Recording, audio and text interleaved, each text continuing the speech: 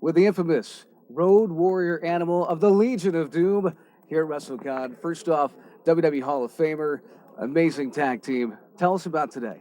Well, here we are in New York City, WrestleCon, right? The biggest weekend in our business history. And, besides wrestling fans are culmination fans, right? You got baseball, basketball, hockey, they're all wrestling fans. Some of the greatest fans in the world are wrestling fans, right? So that's why we come here on the weekends and we go out all over the country. But today, man, it's like a culmination of everything. A lot of great stars here. I'm here next to Teddy Long and Bret the Hitman Hart and Sergeant Slaughter and, Arn Anderson and the Iron Sheik of all people, right? Man. Bro, it's going to be awesome, man. So it's a great time. It's always great to see the fans. Come on out here today at WrestleCon. Put on the 1992 SummerSlam gold pads for a picture. That's awesome. It's awesome.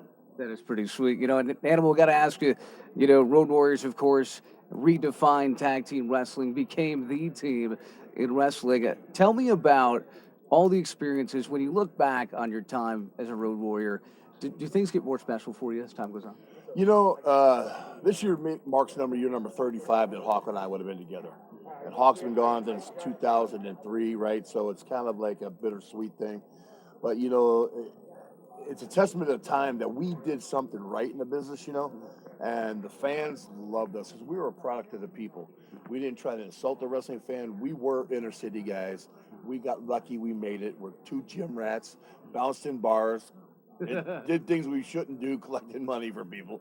And we made it, man. And that's why I think our relationship with the fans is phenomenal. And, one of the most infamous moments in wrestling history, you go back, Starrcade, the Scaffold match, and then the pumpkin throwing you guys did, throwing those pumpkins, smashed them. Tell me about the Scaffold match. I mean, how scary was that?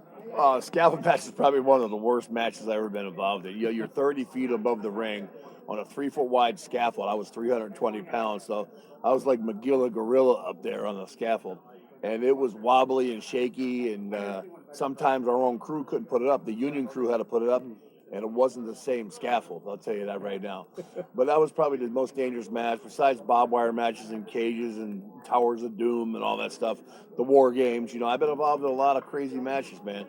But, probably our biggest claim to fame is that we won the big three, AWA, WWF, and NWA tag team belts, and no one will ever be able to do that again, man. So I'll go down in history of that fact. There'll always be that Road Warrior pop. Right. That's, describe that too. People talk about that Road Warrior pop. Through the curtain, they're watching it and gorilla position, things like that.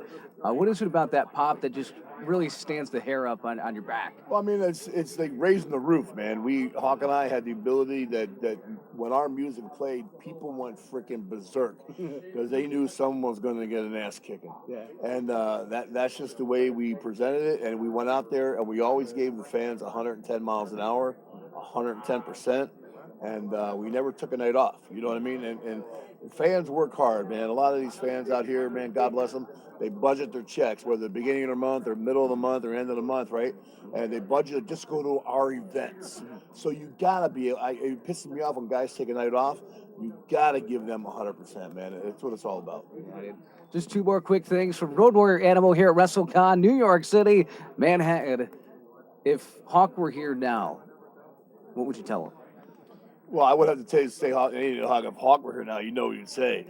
Oh, what a rush. That's what Hawk would say. He would have a blast, man. He loved New York City. We did our first photo shoot here with Pro Wrestling Illustrated, and we were coming up the subway, and literally there was a wino sitting there on the ground, and Hawk goes, "Animal, I ain't got no cash on me. Give me $100." So he and I both give this wino $100. He was down and out on his times, you could tell, man, and the guy was having a hard time, so he ended up with $200. Probably went and bought $200 for the Boone's Farm, you know what I mean? So, bro, yeah, man, it's awesome, man. But last thing, any final messages here to all the fans here at WrestleCon? What a rush. Yeah, man, come on out, bro. I'm going to be here from 9 to 4 today, same thing tomorrow.